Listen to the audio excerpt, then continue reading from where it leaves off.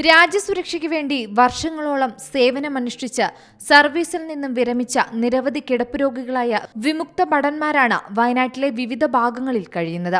ഇവർക്ക് കൽപ്പറ്റയിൽ സ്ഥിതി ചെയ്യുന്ന ECHS പോളിക്ലിനിക്കിൽ വന്നാൽ ചികിത്സ ലഭിക്കുന്നതിനും വളരെ പ്രയാസമാണ്. ഇതോടെയാണ് വൈദ്യസഹായം കിടപ്പ് രോഗികളുടെ അടുത്തെത്തിക്കാൻ സംഘടന തീരുമാനിച്ചത്. ECHS കൽപ്പറ്റ മൊബൈൽ മെഡിക്കൽ ഫെമിന്റെ സേവനയാത്രയുടെ flag off officer in charge lieutenant colonel Haridas കൽപ്പറ്റയിൽ നിർവഹിച്ചു. ECHS OSC എടുത്ത ഒരു തീരുമാനം, അത് അവരുടെ വീടുകളിൽ പോയി അവരെ കണ്ട് അവരെ പരിചരിച്ച് അവർക്ക് എന്താണോ ട്രീറ്റ്മെന്റ് വേണ്ടത് അത് മനസ്സിലാക്കി അതിനു വേണ്ടുള്ള ഒരു ദൗത്യം ഇന്നു മുതൽ ആരംഭിച്ചിരിക്കുകയാണ്. അപ്പോൾ അങ്ങനെ ഒരു ടീമിന്റെ ഒരു ഫ്ളാഗ് ഓഫ് ആണ് ഇന്നിവിടെ നടന്നിട്ടുള്ളത്. ആ ടീം ഇന്ന് ഇവിടുന്ന് പോയി കഴിഞ്ഞു. വയനാടിന്റെ അങ്ങേയറ്റമായ മൂലങ്കാവിൽ അവിടെ 3-4 വിമുക്തഭടന്മാരെ കിടപ്പ് രോഗികളുണ്ട്. അപ്പോൾ ഈ സംഘം ഇവിടുന്ന് അവിടത്തേക്ക് തിരിച്ചിരിക്കുകയാണ്.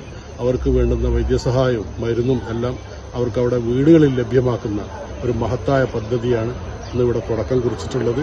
അപ്പം അത് ഇനിയും മുന്നോട്ട് പോകും, എല്ലാ സമയത്തും അത് നടത്തിക്കൊണ്ട് പോകുമെന്നാണ് ECHS OSC colonel Haridasan sir ഞങ്ങൾക്ക് വാഗ്ദാനം നൽകിയിട്ടുള്ളത്.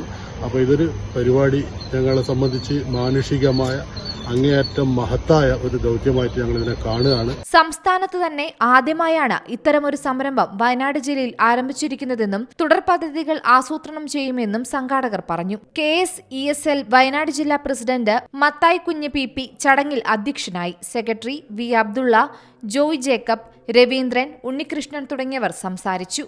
See Malayalam news, Wayanad. പുതിയ വാർത്തകളും വിശേഷങ്ങളും ഇനി വിരൽ തുമ്പിൽ. എല്ലാ ഡിജിറ്റൽ പ്ലാറ്റ്ഫോമുകളിലും ഇപ്പോൾ സീ മലയാളം ന്യൂസ് ലഭ്യം.